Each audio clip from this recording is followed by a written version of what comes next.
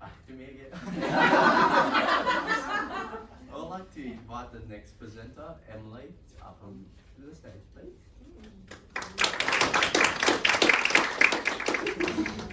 So hi, I'm Emily Joller, and this year I was lucky enough to be the social media coordinator of the NT Youth Roundtable.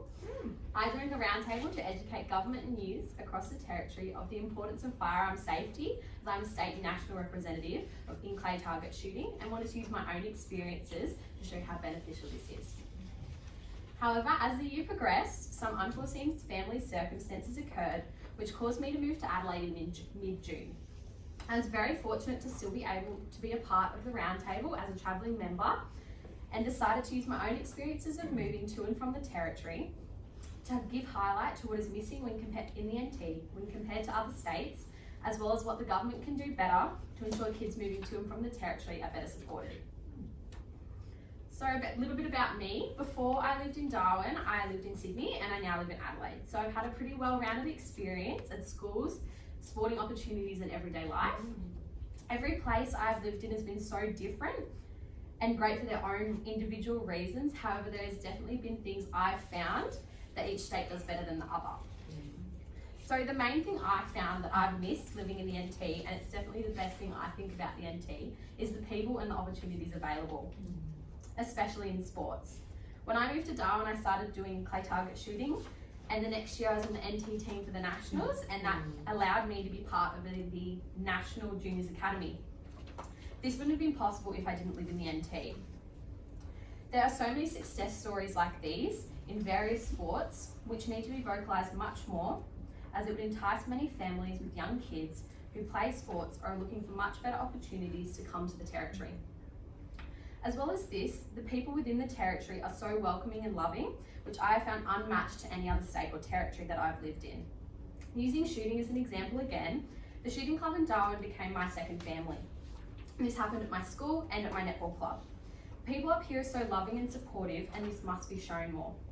The main thing I've missed about living in the territory is how tight-knit all the individual communities are and how caring the people within them are. And this again needs to be vocalised more, as many families and individuals looking for this more tight-knit community would realise this is possible in the NT. However, the main thing I struggled with living in the NT was the remoteness from the rest of the capital cities and the expense of travelling interstate. I know many people living in Darwin especially have a lot of family members down south. However, the flights are very expensive, and in many cases it would be too far to drive. For example, a flight from Adelaide to Darwin return costs $774, and these are the red-eye flights. If we compare this to a flight from Cairns to Adelaide return, which is similar time in the air, the overall amount is $453, and at reasonable times of the day. This over $200 difference and overall remoteness is a large issue for many Territorians and their families. Other benefits that are associated with cities, such as proximity to shops and quicker postage, are not possible in the NT at the moment. The shops available in Darwin are equivalent to that of a country city in other states, and the country cities here are even worse. Express shipping to Darwin can take around a week, whereas in other states it's about a maximum of 2 days. This further reduced my view of how remote and isolated the territory is from the rest of Australia and its capital cities. These extra financial and logistical expenses have meant that the territory is also very expensive to live in, especially for young people. This is what deters many people and causes many people to leave the territory, and for the desired prosperous territory to be possible, these need to be fixed. Another reason I have found people leave the territory is the lack of funding available and lack of possibilities to achieve goals. In many cases, people are told it's too expensive to ship things up here, or that it isn't possible in the territory for various reasons. This is where my parents and many other adults chose to leave the territory. My dad, for example, was the head of IT for Department of Primary Industries and Resources for many years. He made many successful changes and innovations in the field, such as the AI technology with Microsoft for the fish identification. He faced many budget crises and obstacles, and was constantly told it isn't possible in the NT, whereas it would be in other states. My family also found that the territory is about 40 years behind other states in the IT field. This These changes also meant that in other IT departments, my parents couldn't get hired as they were angered that my father was making changes. This attitude against forward-thinking minds and the idea that we haven't done it previously and cannot do it now has meant many business professionals, regardless of their field, have left the territory in recent years. Schooling is also very different when compared to other states. The standard of what is acceptable at school is much lower and the consequences are lower as well. Many kids at school know the consequences are low and therefore cause many issues within the schools. This does not happen on such a large scale in southern states, and this can be detrimental to the other kids' learning experiences. However, the best thing that I've found in schools here is the teachers in the territory, at least at my school, are so supportive and really do their part to ensure that you get the highest grade and that you're okay at home. This support needs to be furthered by ensuring kids who are causing the issues do not disrupt the other kids.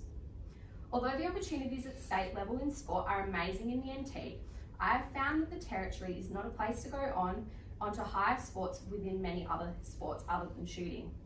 Many large sporting events are in southern cities and the level of competition is just not compared with that of the NT. My sister, for example, was in the territory netball team for many years and their only aim was not to come last or to win a couple games. This mentality and again the remoteness of the NT has meant that many athletes become stuck at state level rather than reaching their full potential at a national level. The main thing that I have found the territory does well is normalise transitioning between states and align people going through the same thing. However, to improve on this more, a more unified education system within the NT needs to be put in place to ensure that kids moving through high schools is easier for them.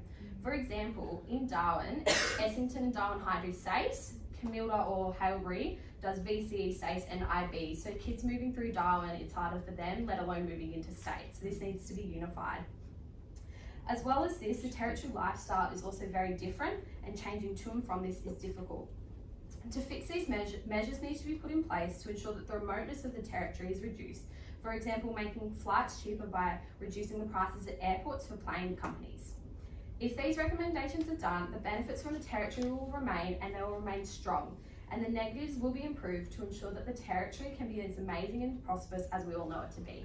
Thank you.